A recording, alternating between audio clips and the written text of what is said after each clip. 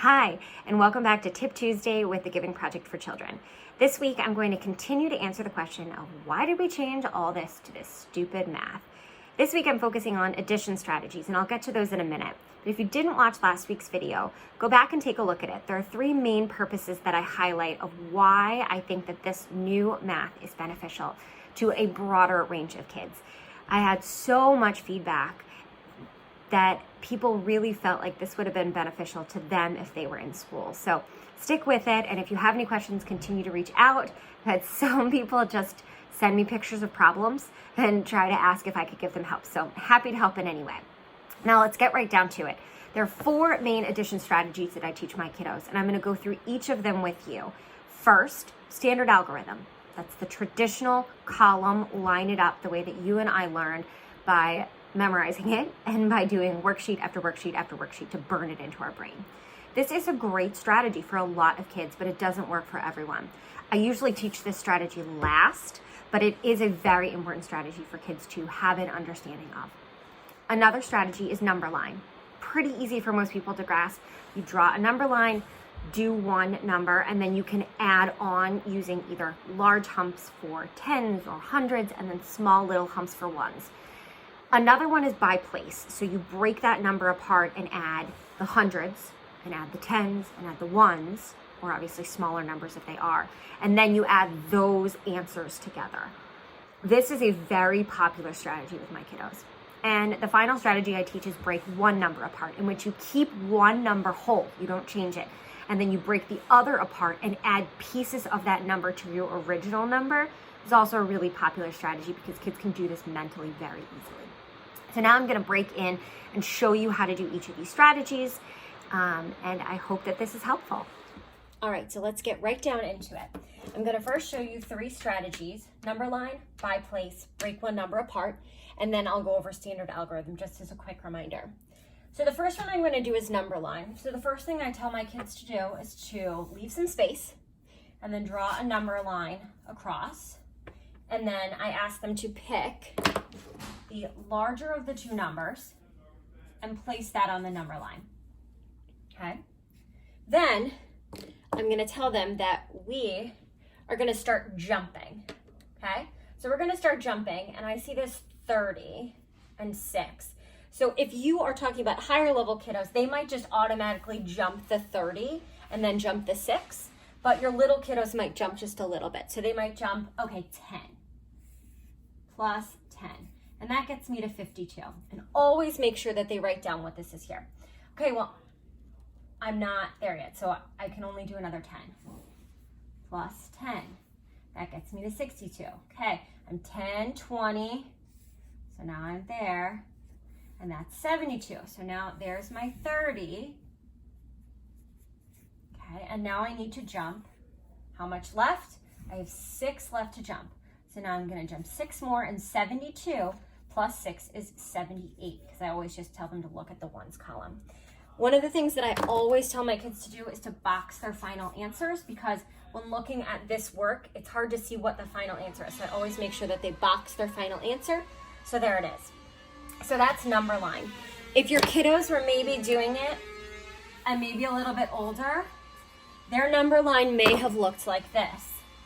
Starting at 42, then they may have just jumped plus 30, which gets them to 72, and plus 6, which gets them to 78. I also always tell my kiddos to remember that the whole thing is what you're adding. You're adding that whole component, and then we box it in the end. Okay, that is number line. Now, by place. So I tell the kiddos that each place, so we've got our tens place, and then we've got our ones place. Now I give all my kids click pens, and that way they can click the different colors in, because I think it's really important for them to see the color changing, especially when we're talking about things like by place. So then what we do is first we add the tens. Sometimes I'll even have them do this. So we add the 3 is valued at 30, and that 4 is valued at 40. So we're adding 30 plus 40, which equals 70. And then the ones, which is, I forgot to switch colors, which is 6 plus 2 equals 8. And then they can just add these two together.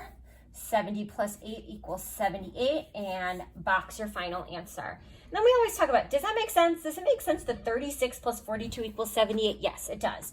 If we ended up with a number like 345, that wouldn't make sense. And if we ended up with a number that was less than either of these two, that wouldn't make sense either. Okay, break one number apart. So what we're going to do is we're going to keep one of these numbers whole. I usually tell my kids to default to keeping the largest of the numbers whole. That way you're adding on less here. So I would tell them to start with 42. And now we're going to add a piece. So just like before, we're going to underline our 10s and squiggle our 1s. We're going to say 42 plus that 10s, which is 30, equals 42 plus 30 is 72. Again, this is the point of this, is to really teach mental math. This is all stuff that they can do in their heads. Now, next we're going to take that 6. So we're going to take 72, because that's what we're keeping, plus 6 equals 78. Again, box your final answer. There you go. So those are the 3 strategies you may not be as familiar with. Number line, by place, thinking 10s, 1s, hundreds, thousands. You would break it apart by that and then add each of those answers back together. Again, focusing on the mental math component. Break one number apart is exactly as it sounds. You keep one of those numbers whole and break one of them apart and add pieces back together so you could do it mentally. Now the last one I'm going to go over is just the standard algorithm. You should be familiar with it. This is obviously how most of us learned as kids, and did lots and lots of repetition and lots of worksheets. So same problem, 36 plus 42 in the standard algorithm way. When I talk to my kids, the most important thing is that the numbers are lined up here. The 1s column must be lined up so that they're flush. A lot of kids try to line up problems like this, and if you had 136 plus 42 and they would try to line it up that way, and then they would get a very, very different answer than what they should have. They'd end up with 556. So we want to make sure that we always line up the 1s.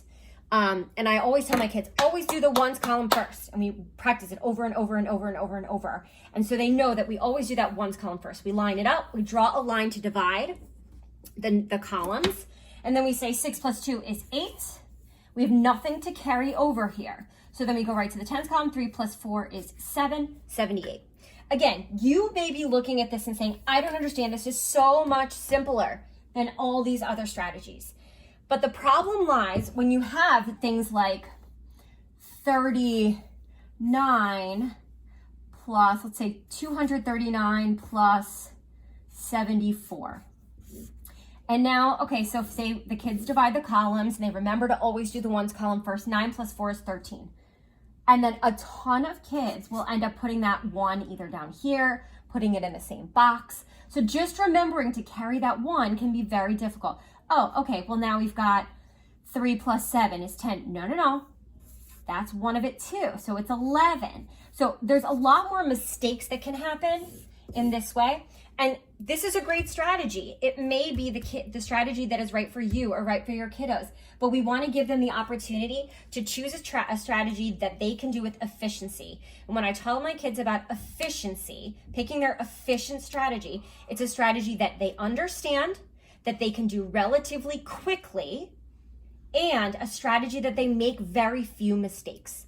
So again, thank you so much for tuning in. The goal is for them to find an efficient strategy and a backup. Again, efficiency, in my mind, when it comes to math strategies, is something that they can understand and do correctly, do quickly, and not make many mistakes. I hope that these strategies were helpful for you to understand how to do these problems. Continue to reach out if you have any questions, whether it's on addition computation, another type of computation, which I'll get to in the next few weeks, or if you have any questions. I had someone send me a problem on area the other day and asked me to figure it out. Glad to help.